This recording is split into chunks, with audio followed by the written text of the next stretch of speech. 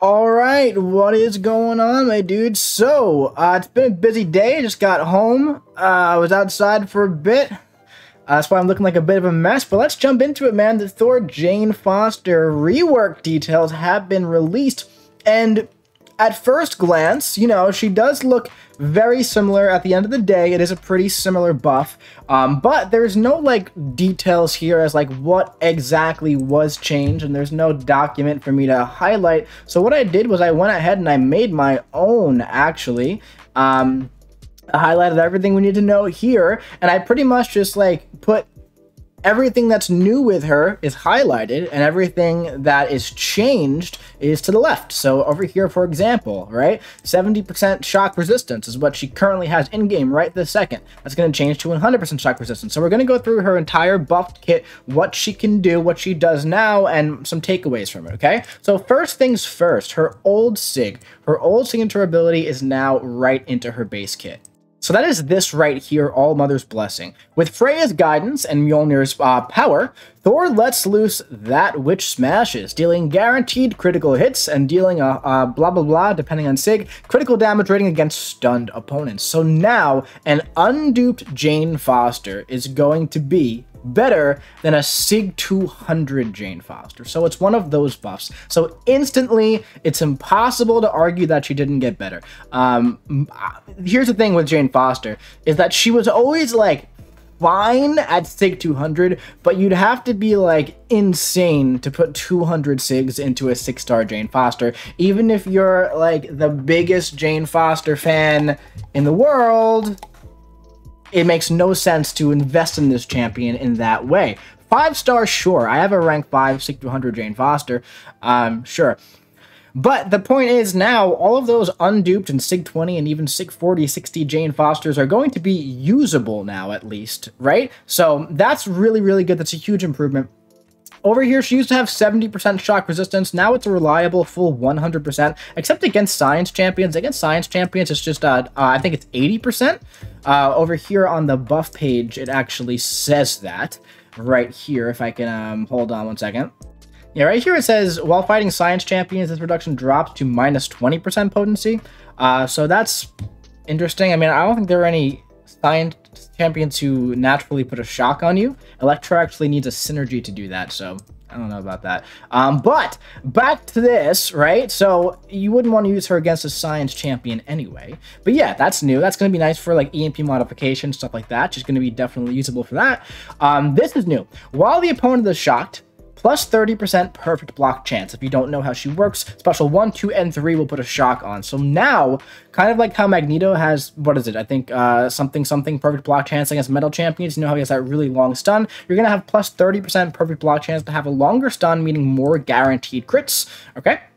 As you go along. Now, while the opponent is stunned, you're going to get a natural benefit of rank 3 of the Petrify Mastery. What that does is essentially a 30% suppression, so kind of like a Mr. Fantastic suppress debuff, and minus 30% regeneration rate, so kind of like a Mr. Fantastic Petrify. So that's actually kind of like having 2 Mr. Fantastic pre-fights on always whenever they are stunned, which is definitely a very nice addition. It's going to go a long way, and, like, you know when, like, you're using this champion and you get them stun locked and then they just get to the special 3? It's going to help prevent that for sure. Also, if you actually equip the mastery, it's going to give you additional attack rating if that mastery is equipped. So one thing that I did not write also, which is very important, but it didn't change, so I didn't write it. But all attacks have a 21% chance to inflict a 2.1 second stun debuff. So pretty much everything that she currently does, she still does. It's just some more stuff added on top of it, some things moved around in different ways. So yeah, that's obviously staying the same, and the suppression is going to help, you know, so you don't push them to special 3. And also, the perfect block chance is going to make it so the stuns last longer, and it gives you a higher chance in refreshing that stun, essentially, while you're hitting them while they're shocked. As for the heavy attack, a nice boost here, actually. I always really liked her heavy attack stagger. It was an 85% chance to place 2 staggers for 8 seconds. Now it's actually a 100% chance to place 2 staggers for 17 seconds. That's actually really, really good. Just for a little bit of a comparison here, when you're playing Doctor Doom, landing a heavy attack has a 100% chance to stagger the opponent for 10 seconds, which was always better, right? Which was always better. than Jane's. But now Jane's is actually a heavy attack, does 2 staggers for 17 seconds. That's almost double the duration of Dr. Doom's, and Dr. Doom has a very reliable stagger mechanic there. And of course, Dr. Doom has the whole shock into passive stun thing. That's a whole different situation entirely. But I'm just talking about the actual length and duration and 100% guaranteed chance to place 2 staggers for 17 seconds, and those can stack. So you can do 2 heavy attacks in a row in the corner, and you're pretty much going to have 4 staggers up there for almost 20 seconds, which is definitely nice. So no doubt a big improvement right there. That's literally double the length for a higher chance of happening. The special 1 is staying the same here.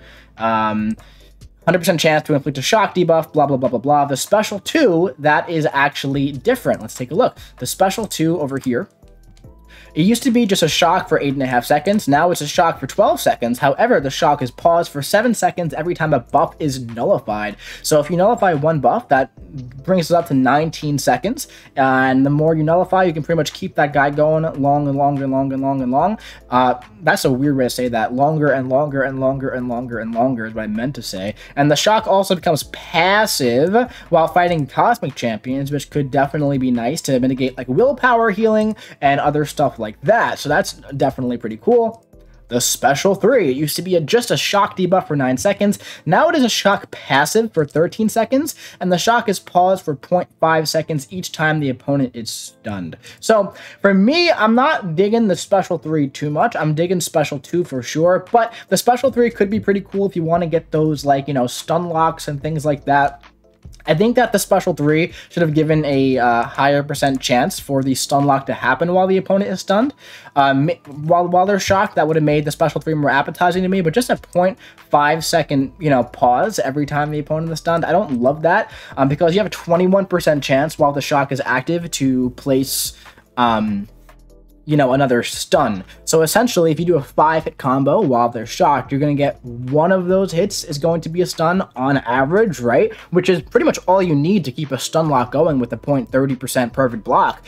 But it's going to fall off eventually when if they have any buffs, you already have 19 seconds here on the special 2, plus you have to build less power for it, and it's passive against a cosmic champion, which is who you're going to want to use her against. Keep nullifying those buffs, keep that shock going. With a 30% suppression, you're going to be good to go, and if that cosmic champion happens to have passive power gain, her new SIG ability, each time she inflicts a personal shock effect, she has a 100% chance to nullify all power gain buffs. Going to be good for Hyperion, Arcus, right? Also, she has a really nice beefy energy resistance, which will be pretty good for fighting that cold snap against Arcus, but keep in mind, a special 1 is going to remove all of the power gain buffs on Arcus anyway, so that's definitely going to be, she's going to be a solid counter for Arcus. Then you can use your 17-second staggers to prevent him from gaining more of those power gains, so she'll definitely be good for Arcus, definitely be fine for Hyperion. And additionally, while the opponent has at least 1 shock effect on them, they suffer minus 80% ability power rate. I am assuming this is at SIG 200. Again, I don't recommend you put SIGs into this SIG ability anyway, so it's the same problem there. That's basically something that should just be in her base kit. But yeah, so my takeaways for this buff, it's not the largest buff, but everything about her was improved. She kind of has that like suppression mechanic now, which is definitely nice to have. It's going to make doing some chain stuns with her a little bit more reliable, not push them right to special 3. It's going to make it a little bit easier with the longer stun. It's going to make it you know, longer shocks, longer stuns, so that means more opportunities to keep the stun chain going while not pushing them to a special 3. So that's definitely nice. She's definitely improved. I was obviously hoping for more as a giant Jane Foster fan, but a huge takeaway now is that an unduped Jane Foster next week is going to be better than a SIG 200 Jane Foster today. So, hey man, definitely improved. This isn't like, you know, Nova where like nothing was changed. This is kind of like a smaller buff where like, yeah, she's definitely better. Not game-changing, though. Unfortunately, I'll probably rank mine because I'm a fan of Jane Foster, but if I wasn't a Jane Foster fan, I do not think I would be touching her. She's going to be amazing for stuff like Heavy Assault, going to be amazing for the Grandmaster boss now, unduped if you haven't done that yet. But yeah, guaranteed crits is great while they're stunned. That's always useful. She might be really good in bursty for Battleground stuff, you know, to get a shock on with the special 1, just get a chain stun, all guaranteed crits, going to have the suppression going. Who knows? We'll have to see when she's live in game, but those are the changes. I hope that you enjoyed this little format here. Maybe this helped you break down what exactly changed with her. Let me know what you think in the comment section below. Hit the subscribe button, hit the like button. I'll be seeing you around, man.